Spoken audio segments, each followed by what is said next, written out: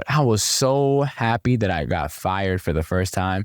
Honestly, when you get fired, normally it's not a good feeling. And I knew that I could have just always find another job. The tenure finally came to an end, and it's not a job I enjoyed going to. Like, whatever job you're working, make sure that if it doesn't work out, people can't point the finger at you and says it's your fault. Even if it's a bad job, make sure that it never fizzles out because of your doing. Hey everyone, welcome back to another episode of the Walk 12 podcast. If you're tuning in on YouTube or any of the podcast directories, make sure to do yourself a favor and give us a follow, because I don't want you to miss any of the amazing episode I have coming on this year.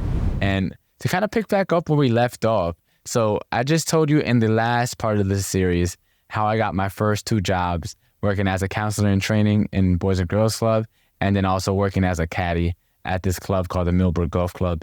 And so after working those 2 jobs, and that carried me on through high school, my senior year, because I did what I had to do and got ahead of the college application process, I ended up getting into 13 colleges, ended up coming down to pretty much financial aid.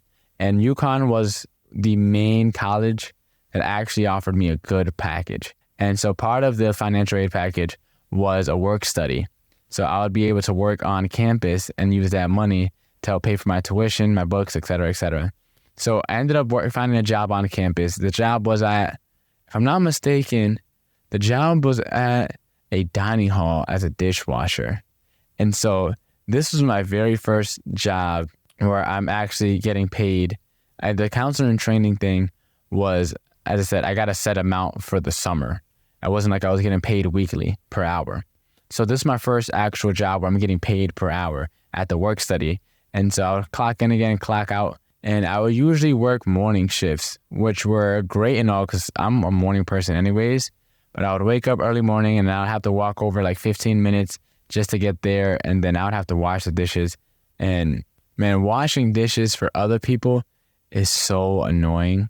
But it's something, I clock in, I put my Beats in. Right at that point in time, I had Beats, but I couldn't wear I had the Beats Studios. And I would wear my headphones because I couldn't wear the Beats Studios. And I would just go in, play my music, work this 3.5 hour shift. And that job helped me out a ton because you could always get free food at the end of your shift, whatever was left over. And there used to be a lot of food left over. And so that food helped me carry on in college. There's a joke I used to say, like, just a broke college student. I think everyone has heard, the life as a broke college student. And it's really tough as a broke college student. And so I had to do what I had to do and help me get by, help me have food to eat, put food on my table. And I used to work at this dining hall and I would get like 2 to-go plates worth of food. And I would just stuff it with fruits, with whatever they had as leftovers, a whole bunch of stuff. And so fast forward a little bit, there was a couple of strikes that I've gotten because I think I called out and couldn't find coverage and stuff like that. So I ended up having 2 strikes within my first semester. And then fast forward a little bit, I went away for a winter break, and then I came back my spring semester, sophomore year. Now, this is spring of 2020, right before the pandemic actually kicked off. So I was still working at the dining hall, washing dishes. Right when the semester picked up, I started working at the dining hall again. And there's this one day I ended up oversleeping for whatever reason. I forget why I overslept. I think I had to stay up late. And then from there, I woke up, and I usually had to clock in being by 6:45, 7 o'clock, right? Because we started at 7. And I remember it was like 7:30, almost 8 o'clock. And I call in, I'm just now waking up. I call in like, hey, do you guys still need me?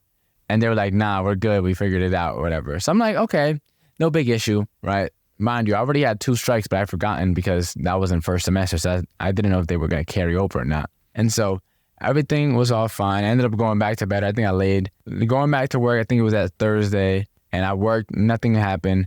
Like, it was perfectly fine. No one said anything to me. No one mentioned anything to me.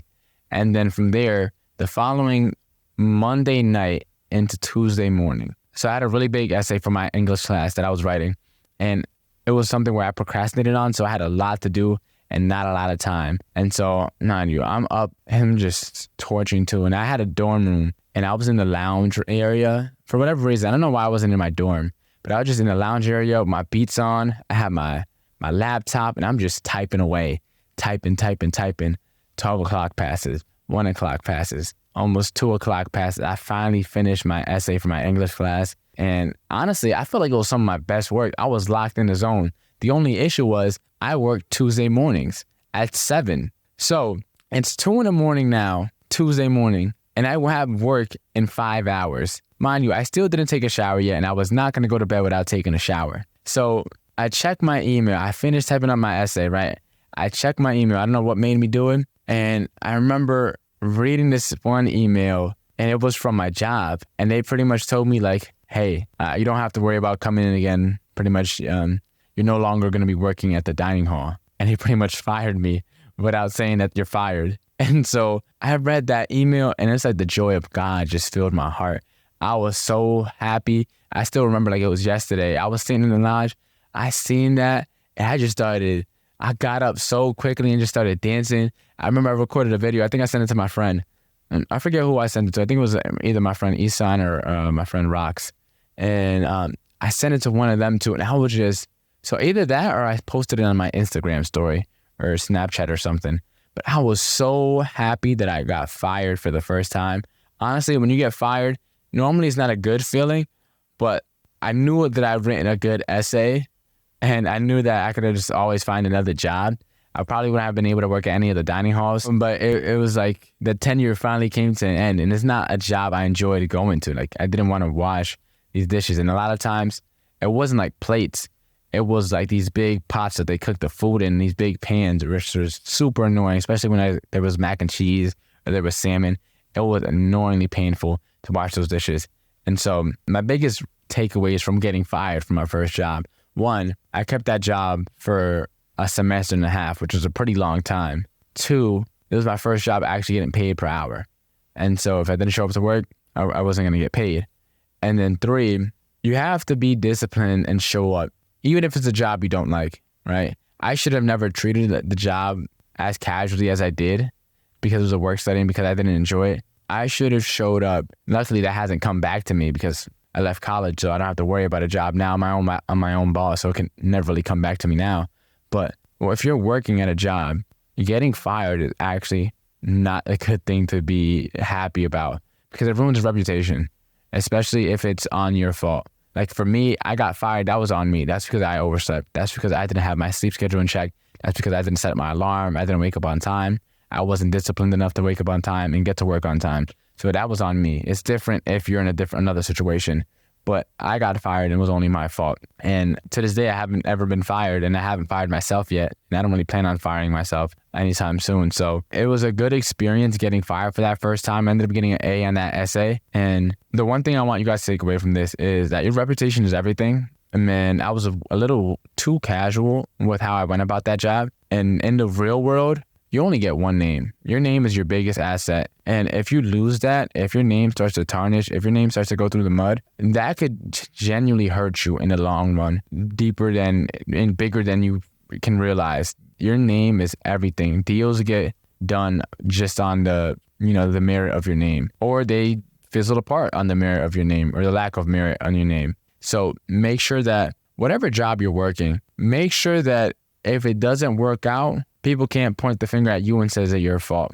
Even if it's a bad job, make sure that it never fizzles out because of your doing. That way you can always look yourself in the mirror and say, at least I did my part to the best that I can. And not every job is going to work out. Not everything is going to work out.